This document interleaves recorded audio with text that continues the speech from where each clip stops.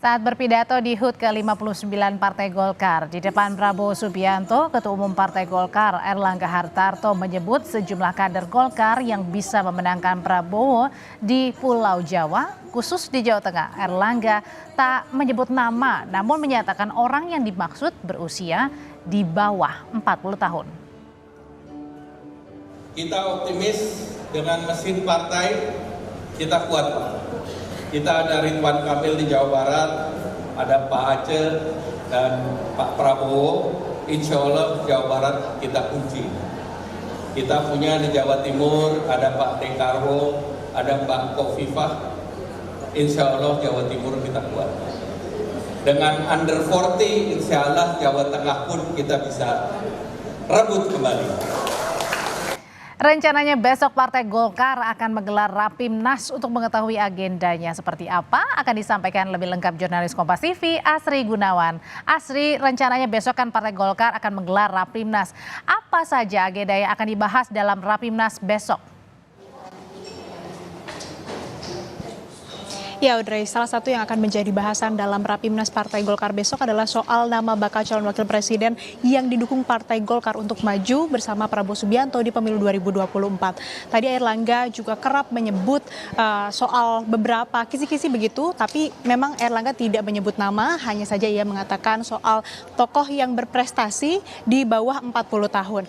Di momen tasyakuran hari ulang tahun Partai Golkar ke-59 tadi yang juga dihadiri oleh bakal calon presiden Koalisi Indonesia Maju Prabowo Subianto, Erlangga menyebut ada beberapa kader mudanya yang berprestasi yang juga merupakan anak dari pejabat, baik itu dari anak bupati, ada juga yang beberapa anak gubernur begitu, dan mereka berprestasi. Erlangga menyinggung soal politik dinasti tersebut dan mengatakan bahwa tidak masalah politik dinasti asalkan tidak bersifat feodal. Artinya kader-kader ataupun juga tokoh yang diusungnya yang merupakan anak muda di bawah 40 tahun ini tidak mengapa, apalagi kalaupun juga ada garis keturunan dengan kepala pemerintahan begitu, tidak mengapa asalkan berprestasi, memiliki kinerja baik dan juga berkualitas. Ini yang tadi disampaikan oleh Erlangga Hartarto. Dan terkait dengan under 40 ataupun juga pemuda di bawah 40 tahun yang juga pernah menjabat ataupun punya pengalaman sebagai kepala daerah, ini mengerucut ataupun juga tertuju kepada putra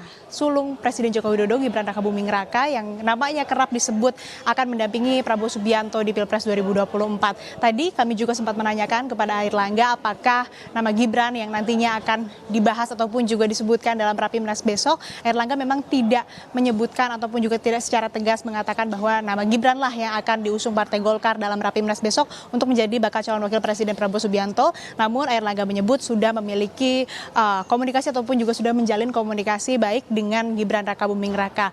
Untuk besok tadi juga Erlangga menegaskan bahwa akan ada kejutan, akan ada berita baru yang akan disampaikan oleh Partai Golkar di Rapimnas Golkar besok. Nah, yang menarik Audrey dan saudara, tidak hanya nama Gibran Rakabuming Raka, tapi juga ada nama Erick Thohir yang kerap disebut bisa mendampingi ataupun juga menjadi kandidat bakal calon wakil presiden Prabowo Subianto. Hal ini juga berkaitan dengan Koalisi Indonesia Maju karena ini merupakan pengusungnya dari Partai Amanat Nasional atau PAN.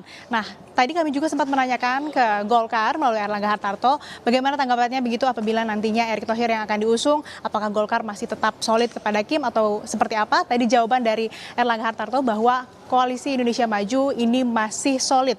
Golkar masih solid di Koalisi Indonesia Maju, tapi akan ada kejutan yang diberikan oleh Partai Golkar. Ini yang menarik untuk kita tunggu bersama, Audrey dan saudara, karena Rapimnas Golkar ini merupakan forum tertinggi Partai Golkar setelah Musyawarah Nasional. Kalau kita ketahui di Musyawarah Nasional Partai Golkar tahun 2019 lalu, Erlangga Hartarto ini resmi diusung atau dijadikan capres atau cawapres oleh Partai Golkar di pemilu 2024. Nah, nantinya di Rapimnas besok apakah akan ada perubahan terkait dengan keputusan Munas tersebut yang menyebutkan bahwa Erlangga Hartarto diusung ataupun juga didukung menjadi capres cawapres 2024, atau ada nama baru yang akan didukung oleh Partai Golkar untuk menjadi bacawa pres Prabowo Subianto. Karena sampai saat ini Golkar masih firm, masih solid dan juga masih tegas mendukung Prabowo Subianto untuk maju sebagai capresnya. Jadi pertanyaannya masih tinggal di nama bakal calon wakil presiden yang akan mendukung Prabowo Subianto nanti. Kita tunggu bersama bagaimana kemudian jalannya Rapimnas Partai Golkar besok, Audrey.